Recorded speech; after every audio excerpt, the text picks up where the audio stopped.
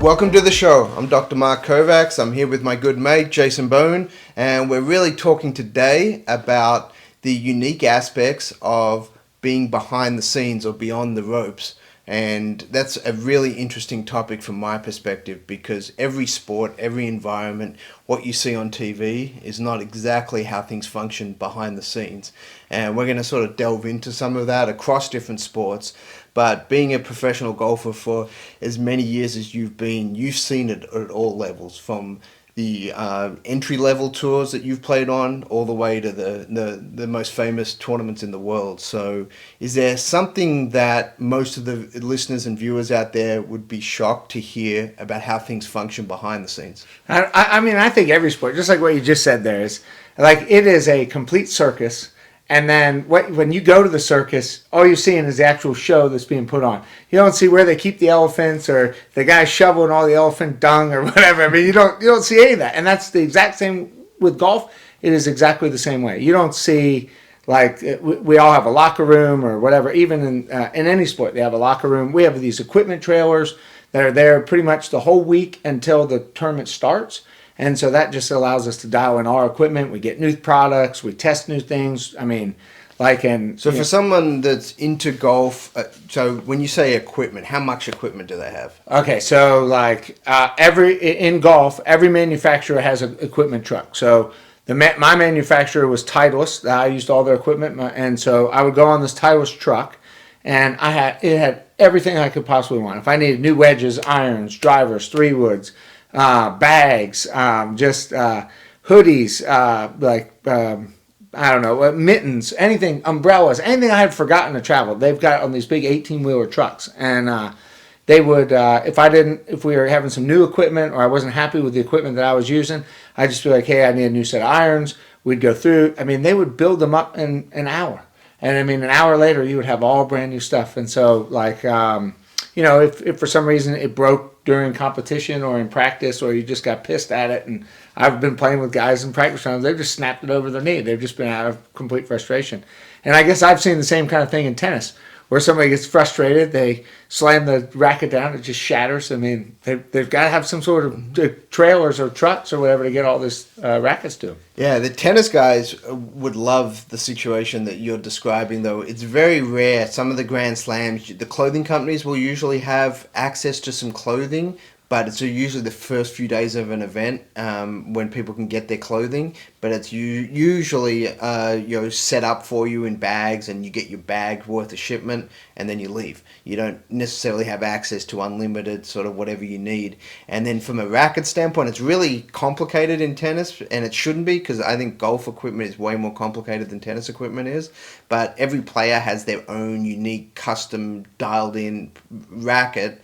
And for whatever reason, they usually don't do a lot of customization at events. Usually that's done, at home, early in the season, and you don't usually tweak your rackets very frequently. Whereas golfers, we know they're tweaking all the time. Depending on the course, depending on the weather, they're making adjustments on the fly. In tennis, you do adjust your string tension based on the altitude, based on the speed of the court, the balls you may be playing with, the humidity, that does impact that a little bit. But you usually don't typically change your racket composition, during an event. Oh, wow. I mean, that's wow. I would have never thought about that. I would have thought they'd be changing constantly, all the time. But like in golf, we're changing all the time.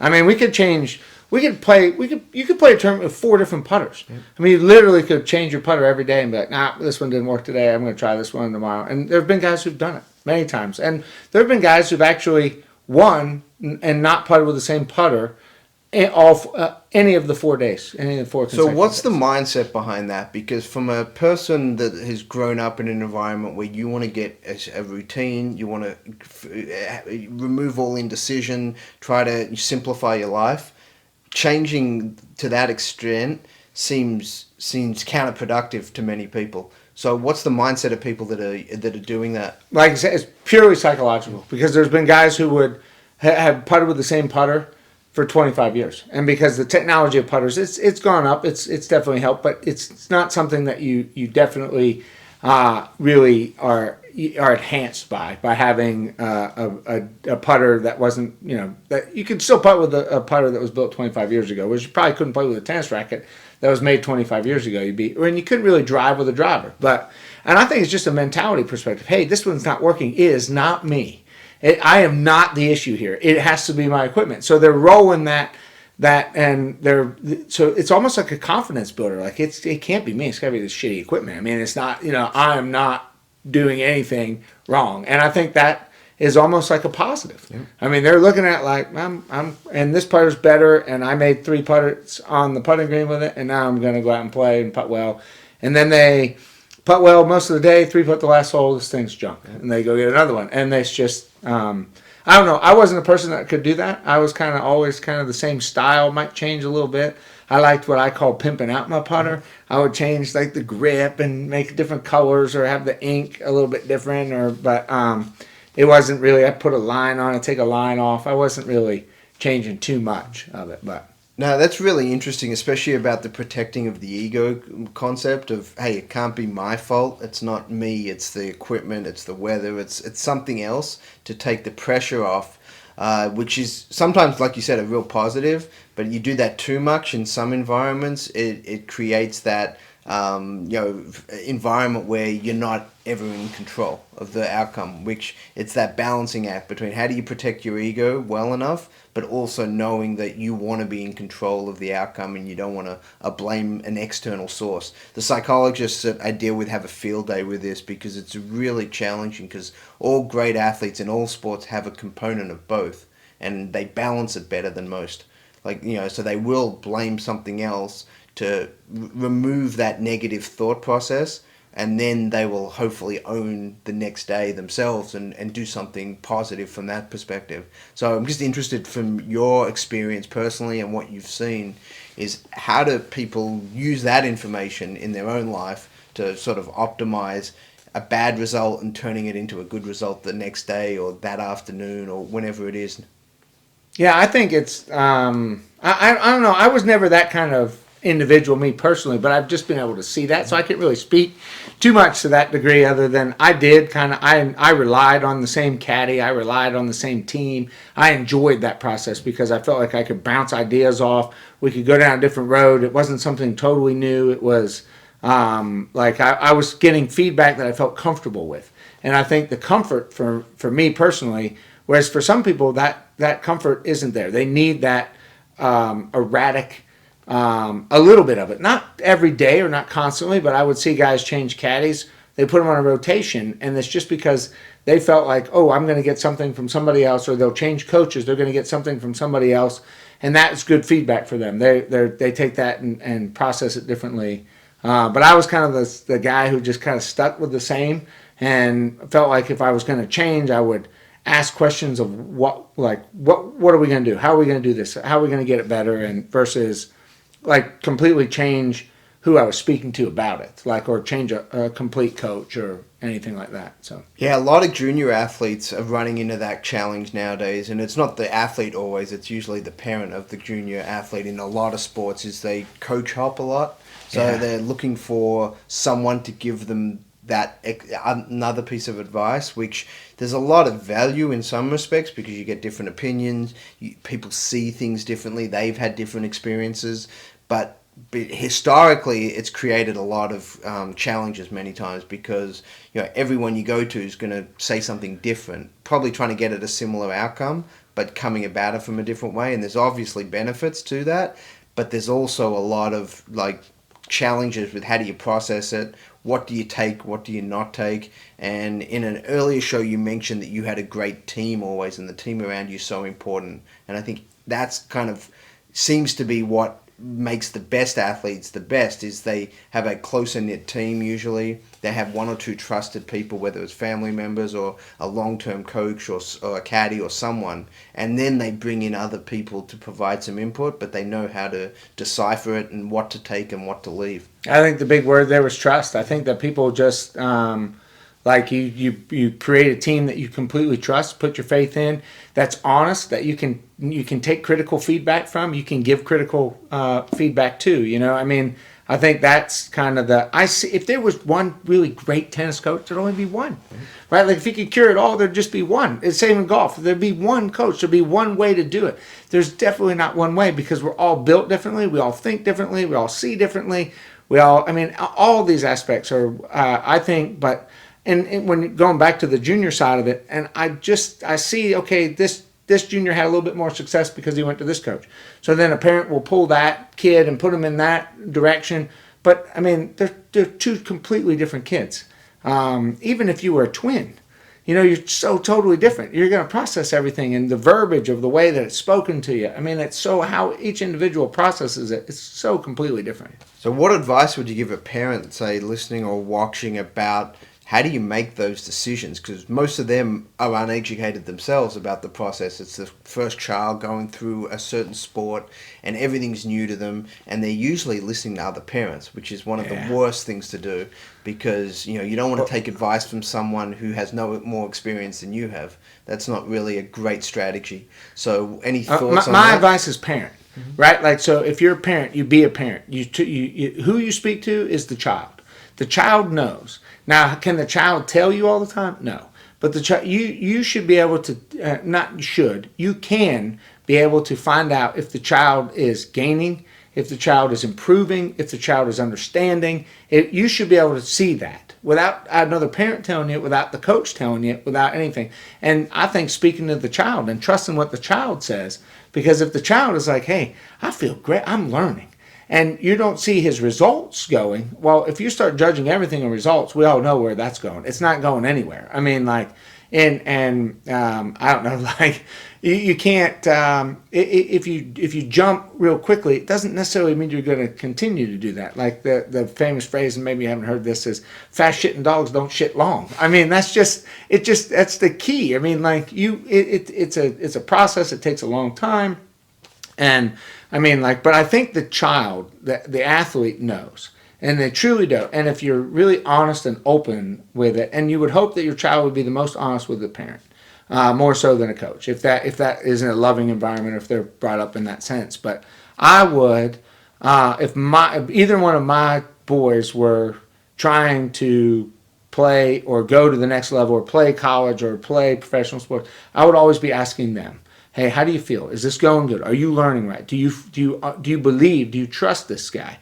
Is what he's saying to you make sense? If it doesn't, you need to ask him the questions that will make it make sense. Or, I mean, just be honest. I mean, I think some kids are kind of afraid. They're like, "Ooh, I'm with Coach A because he taught this player, and this player was the greatest." Well, in my industry, in golf, the greatest player that I ever saw, and to play the game, is Tiger Woods. Mm-hmm. Well, this guy did it, multiple coaches, multiple people, and so there was no coach that took him to be that level. He enjoyed the process of learning. He enjoyed the process of restructuring or totally changing his whole outlook, and which is ultra impressive. But he is, the greats are few and far between in the professions. The tops of the professional athletes. I mean, they're all a little different. I mean, they're all wired a little bit different. They all think a little bit different. They all act a little bit different, and so.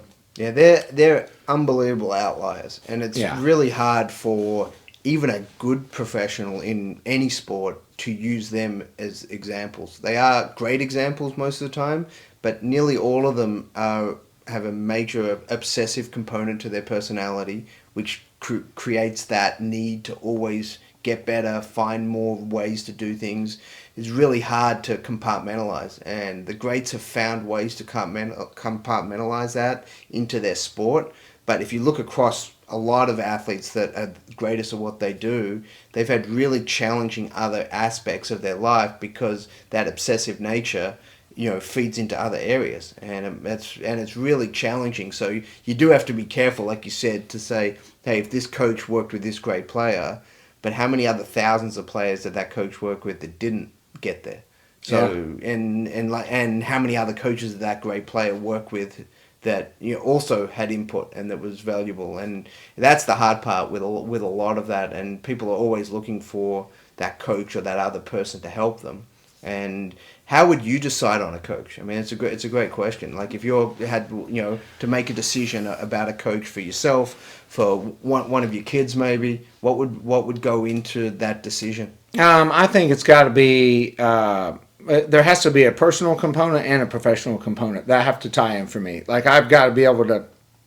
I not only have to be able to trust what the person is saying professionally, but I also have to believe in him personally. So and kind of see, how he acts and how he conducts his personal life is as important to me as his professional advice. Because I mean, you can get it, and just kind of how they communicate, right? Like you can't talk to me like a doctor, I mean, like I'm not going to understand any of it, I mean, for me, it's got to be pretty much layman's terms, we got to put it way down. So I don't know. I think that's the biggest part is just the verbiage, the process of how you're. But for me, picking a coach, like it's kind of like I want it to be, and it was a very close personal friend of mine. It was Sky Hamilton was my coach for 13, 14 years, and I mean. Like I like the guy. I'd love to drink a glass of bourbon with the guy. I'd like to go eat pizza with the guy, and then I'd love to hit golf balls with the guy. So that tells me something. If I want to be around him outside of the professional venue, then I'm probably going to have a good relationship. Yeah, and that's great feedback. I mean, your personality, and certain personalities need that. They need the friendship along with the expertise. Some people are there just for the expertise. They come, they get the information, they leave, and it's really, like you said, a really personal decision. From a perspective of the golf tour, what are some other things that happen behind the scenes that sort of people would really be surprised about from a standpoint of how things are done that the average golfer or the weekend warrior in any sport would be really surprised about? I think one of the unique parts of the PGA Tour was we had this is called childcare. It was daycare, and we called it PGA Tour School is what we called it. And so they took kids from infants all the way up till 12 years old, and every week it was the same. I think there were 9 women and men that rotated on a schedule, and then they bring in volunteers, and it would be either at a school or church or somewhere very close to the golf course. And so it was really unique from a kid's perspective is that my kids grew up going, and they saw more of the towns than I saw. I saw the hotel, the golf course, back to the restaurant, the hotel, the golf course. They actually did field trips with these kids. They took them all to see. And that was a really unique thing that a lot of people don't think about. And I'm sure every professional sport has some sort of daycare or facility for kids. And it was also a great reliever for the wife. She could drop the kids off 4 hours, come out, watch their husbands play golf, kind of walk the golf course, and then knew that the kids were in a very safe, protected environment and a loving environment and an educational environment too. So it was that's one thing that's pretty neat. The other thing that I'll tell you from a PGA Tour perspective, which I'm sure in all sports, and it's a little different everywhere from golf course standpoint, but our food was phenomenal.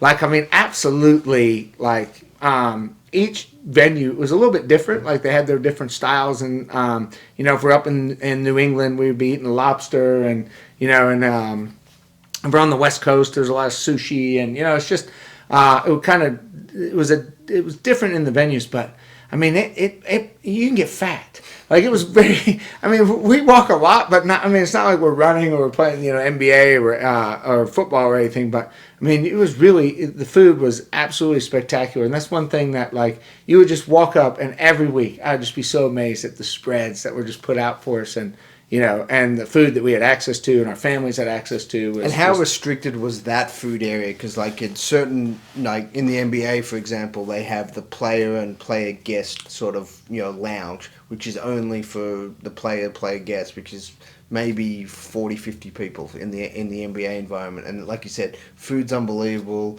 access to whatever they want, but it's pretty narrow. It's not, the seventh cousin who shows up and, can get in there. How do they restrict that area? Yeah, so it is very restricted in the sense of you have to have credentials. The credentials are provided at the beginning of the year. You're allowed your immediate family. So if if you're Tony Finau and have 48 kids, all 48 kids are allowed to come in there. Tony, if you're listening, I'm sorry. I know you got a full basketball team, but I always make fun of it. So it's your in-laws and it's your parents and it's your immediate family, and that's it. And so, and they're badged and they're credentialed, and if you don't have, So you can get 10, 12 people, possibly somewhere in that ballpark. yeah, I think I was given, yeah. Me personally, we had 4 in my family, and then so we had 8. We had 8 badges, and so but you think about that, we have 156 guys teed up every week. It's a lot of I mean, people. it's a lot of people. So those spreads are pretty big, and they are, you split up 50% in the morning, 50% in the afternoon, or playing. But it's a lot of food. It's a lot of process, but it was definitely something that I always enjoyed. Like I mean, it was really impressive the spreads that we got. No, it's really neat, and like on the tennis tours they have a similar number of people. Some draws at say the U.S. Open, you have over 300 players when it's men and women and doubles players and all that, and they all get many of the times 4, 5, sometimes guest badges. So you do the math on that, you got a couple thousand people coming through the dining areas. And it's amazing how well they can prepare the food, turn over the food, keep it fresh, and it's getting more and more complicated to feed athletes now. With vegan diets, keto diets, certain people have food sensitivities, so they have to create all these varieties of foods to be able to accommodate. And in the tennis tour, which is even more complicated, you have over 100 plus countries represented at these events. Oh, wow. So some of them don't eat Western food. They may be from Asia and they have certain food habits that they prefer, or Eastern Europe has a very different palate than say certain other parts of the world. So it's really interesting. I think it was great that you brought up the food component, because I think a lot of people don't realize how complicated it actually is to feed at big events like that. Very complicated. And I've seen in my career, so playing, from the early 2000s into, the late teens, what transitioned from food. I mean, it was how the food, like you've just said, I mean, like it's gone so much healthier to the athlete. The athlete has become so much healthier too, though, in the last 20 years since I started and kind of finished playing or kind of my PGA tour. It's amazing to the athlete of what he looks like, and how healthy he is compared to what he used to look like and how healthy he used to be. I mean, we used to see a lot of cigarettes, which is just insane to me, to think that you're playing a professional sport and you're seeing cigarettes being smoked. You'd be actually surprised. There's a couple players on the tennis tour that still up until a handful of years ago. One guy gets retired a couple of years ago, would smoke daily. And that's insane. And it was one of the fittest guys ever to play the game, and that was his standard. He'd literally go for a 5-mile run every morning, and then he'd smoke a couple cigarettes when he got back.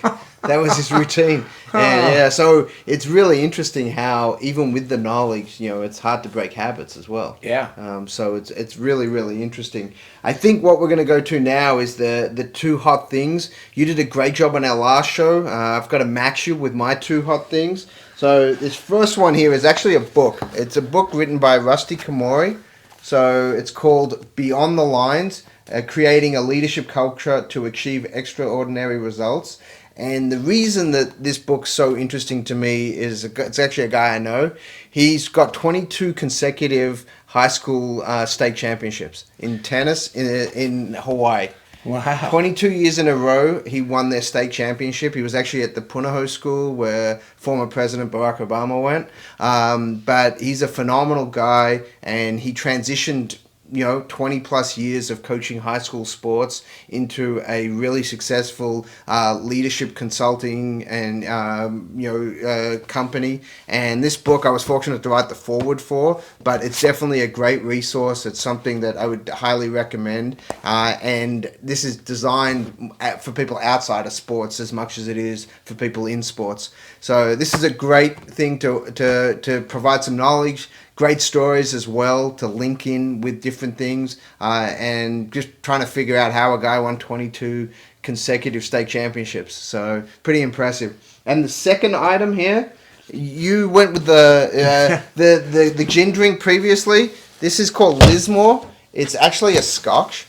So this one is a 21 year, so it's got some age to it.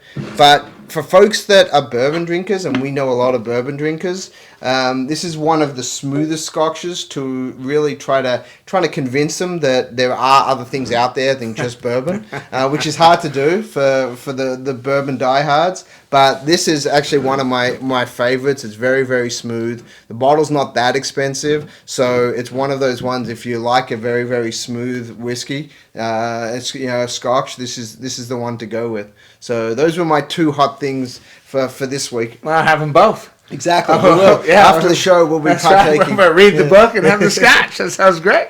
So again, wanted to thank you again.